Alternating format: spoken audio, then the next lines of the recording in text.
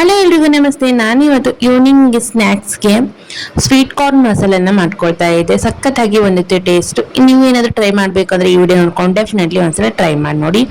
ನಾನೊಂದು 2 ನಿಮಿಷವರೆಗೂ ಸ್ವೀಟ್ ಕಾರ್ನ್ನ ಕುದಿಸಿ ತಗೊಂಡಿದ್ದೆ. ಹಾಗೆ ಒಂದು ಪಾತ್ರೆಗೆ ನಾನು 1 ಸ್ಪೂನ್ ಅಷ್ಟು ಬಟರ್ನ ಸೇರಿಸ್ಕೊಳ್ತಾ ಇದ್ದೀನಿ. ಹಾಗೆ ನಾನು ಸ್ವೀಟ್ ಕಾರ್ನ ಇದಕ್ಕೆ ಸೇರಿಸ್ಕೊಂಡು ಒಂದು 2 ನಿಮಿಷ ನಾವು ಇದನ್ನು ಫ್ರೈ ಮಾಡಿಕೊಂಡು ಆಫ್ ಮಾಡಿಬಿಟ್ರೆ ಸಾಕು. ಸ್ಟವ್ನ ಜಾಸ್ತಿ ಫ್ರೈ ಮಾಡೋ ಅವಶ್ಯಕತೆ ಏನು ಬೇಡ. ಹೊರಗಡೆ ಹೋಗಿ ತಿನ್ನೋದಕ್ಕಿಂತ ಮನೇಲಿ ಈಸಿಯಾಗಿ ಸ್ಪೈಸಿ ಹಾಗೆ ಟೇಸ್ಟಿಯಾಗಿ ಹೆಲ್ತಿಯಾಗಿ ಮಾಡ್ಕೊಂಡು ತಿನ್ಬೋದು ಈ ಒಂದು ಸ್ವೀಟ್ ಕಾರ್ನ್ ರೆಸಿಪಿ.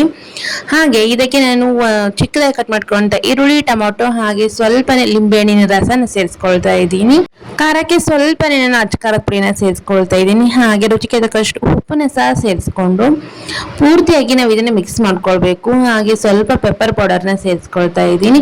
ಟೇಸ್ಟ್ ಅಂತೂ ಸಖತ್ತಾಗಿ ಬಂದಿರುತ್ತೆ ಗೈಸ್. ಒಂದ್ಸಲ ನೀವೇನು ಟ್ರೈ ಮಾಡಬೇಕು ಅಂದರೆ ಡೆಫಿನೆಟ್ಲಿ ಟ್ರೈ ಮಾಡಿ ನೋಡಿ. ಈವ್ನಿಂಗ್ ಸ್ನ್ಯಾಕ್ಸಿಗಂತೂ ಸಖತ್ತಾಗಿ ಬಂದಿರುತ್ತೆ. ಹಾಗೆ ಸ್ವಲ್ಪನೇ ಮೇಲೆ ಕೊತ್ತಂಬರಿ ಸೇರಿಸಿ ಟೇಸ್ಟ್ ಮಾಡಿದ್ರಂತೂ ವಾವ್ ಸೂಪರ್ ಅಂತಲೇ ಹೇಳ್ಬೋದು ಸ್ನ್ಯಾಕ್ಸಿಗೆ. ಹಾಗೆ ಇನ್ನಿತರ ವೀಡಿಯೋಸ್ಗಾಗಿ ನನ್ನ ಚಾನಲ್ ಸಬ್ಸ್ಕ್ರೈಬ್ ಮಾಡ್ಕೊಳ್ಳೋದನ್ನು ಮರಿಬೇಡಿ ಅಂತ ಹೇಳ್ತಾ ಮತ್ತೆ ಮುಂದಿನ ವಿಡಿಯೋದೊಂದಿಗೆ ಸಿಗೋ. Thank you for watching.